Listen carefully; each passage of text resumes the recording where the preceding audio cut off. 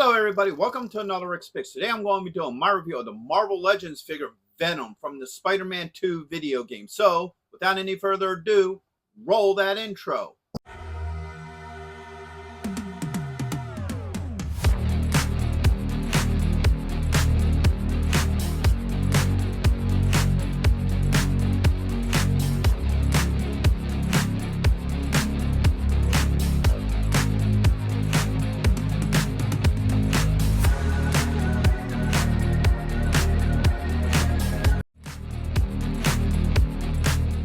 So here he is in packaging. So first you got the Marvel Legend logo up here, your choking hazards, his name, you got your age restriction, Spider-Man, Gameverse, Hasbro. Then you get this nice open window so you can see the figure and all his accessories. Bring them around here. Got the Marvel Legend logo up there, his name. You got some art down here of his head. Around to this side here. You got the Marvel Legends logo. You got a little bit about him. And then you got this nice picture of him, Spider-Man, Peter Parker, and Spider-Man Miles Morales. So I like this picture. I think that looks really nice. I like the attention to detail. I think there's some really cool looking art. And then you got some legal underneath. Bring it around this way. You got Gameverse up here. You got a further away shot of the headshot from the other side. And you have Marvel Legends under it. Look at the top. You got the Gameverse. And underneath you got a little bit more legal. So, with all that being said, let's open them up and see what he's about. So here he is out of packaging. This guy is massive. He is huge. I mean, look. Here's your standard Marvel Legends Spider-Man next to him. Look how big that guy is to him. He's just massive. So, with all that being said, let's start looking at his points of articulation. So the head does move. You get a shoulder joint with a swivel, elbow joint, and a wrist joint. All right, now you only got one. Oh, no, you got two. Okay, so you got one joint here underneath the ribs.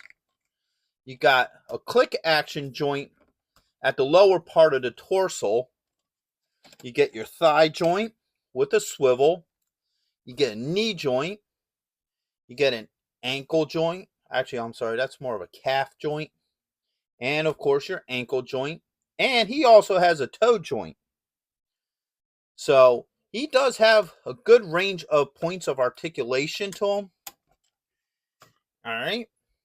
So now, let's start looking at his details. So first, you got the, First, you got to stop him from falling over. All right. So now, the head sculpt looks wicked. I love it. I love that evil, menacing, Venom smile. That McFarlane style Venom smile that looks really cool. I like that look. All right. And then you get into the spider on his chest. It looks really wicked. I like this unique design. It's similar to the original, but it has its own style. So I do like that. As you look at his body, it's almost like a semi-gloss black. There's all sorts of little veins and detail into it. So I do like that as well. Come around to this side here. You can see that the spider goes all the way around, just like in the original comics. And then you got it on the back here. That looks really cool. I like how that looks on him. And then you bring it around to this side. You can see the detailing in the arm, the muscle structure, and everything. So overall, I think he's a really cool looking figure. I like his overall look. So now let's take a good look at his accessories. So first off, he comes with two fists. So you got one. And then you have two. All right.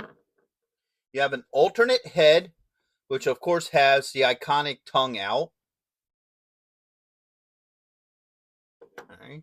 Now, you have an option of drool here. So if you want like spittle, coming from the top of his mouth to the bottom, you could do that as well.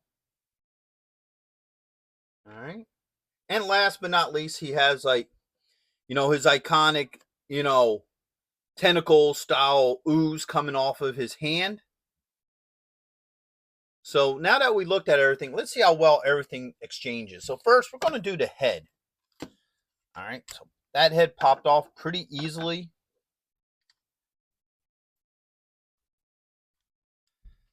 All right, let's get this one on. All right, that is on.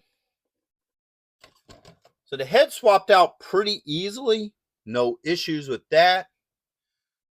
So it looks cool with the open jaw. Now let's see how this spittle works.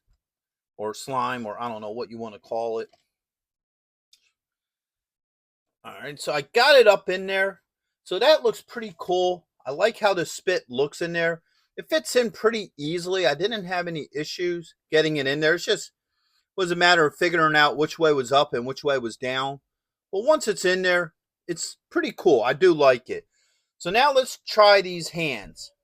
All right, get rid of that one. Get rid of this one. You got this fist here. All right. And this one as well. So as you can see, the two fists work very well. No issues. All right. Now, looking at this guy, though, you feel like he should be hunched over the way how his, mouth is. You feel like he should be something like this. Let's get him looking a little bit more venomish here. So you definitely want to give him that hunched over look. That works a lot better with him, to be honest with you. I do like him more in this hunched over opposed to straight up. So now let's see how well the tentacle works. All right. That should just slide right in there. There we go. All right. Now that kind of off centers him, as you can see. I'm trying to get him to stand upright. There we go. So the tentacle will off center him a little bit. So you might have to pose him accordingly, or if you got him, maybe a stand that connects to the hips would probably work better with him, because then you could get him into more different poses. But let's see how well poor Spidey fares against the tentacle. All right. All right.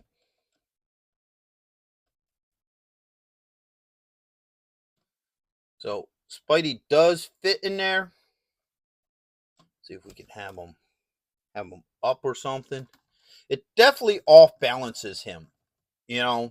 Having someone or something in the tentacles definitely does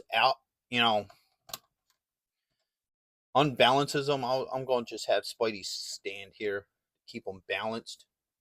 But you could definitely see it throws him off balance. All right. But I'm sure if you play with them enough, there you go. Now you could get them in there. I'm sure Spidey would probably, do some sort of wisecrack like, I've seen this movie before and I don't like how it ends. But you could definitely get them in there. You can work them into whatever pose you need them to be in for this. So it all seems to work very well with this figure.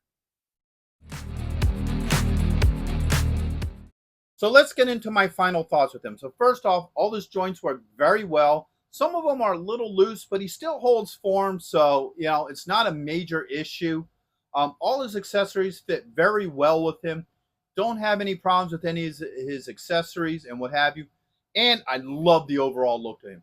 He is big. He is bad. He is Venom. He is falling over, And that's kind of an important point, because that's going to bring me to what I don't like about him, is that his stuff doesn't balance well. So like this arm, you have to be careful how you pose him, because it offsets his balance. Same with his body. If his body's either a little bit too forward, a little bit too back, he will fall over. So I can right now get away with a peg stand for his feet, but he might be one where you may want to use one of the ones that clamp onto the hips. One for poses too. It'd probably be a lot sturdier for this particular figure, because like I said, multiple times, and you even see it in the video. He just becomes off balance, especially if you're going to do something with this tentacle arm with like Spider-Man. Like I have Spider-Man low on him because if I bring him up high, he's going to fall back. So that's my only problem with him is the balance. Other than that, I think everything else is great with this figure. So at the end of the day, would I recommend this figure? Absolutely. I think he's a great looking Venom. I love the overall look to him. I love the overall massiveness of him and what have you.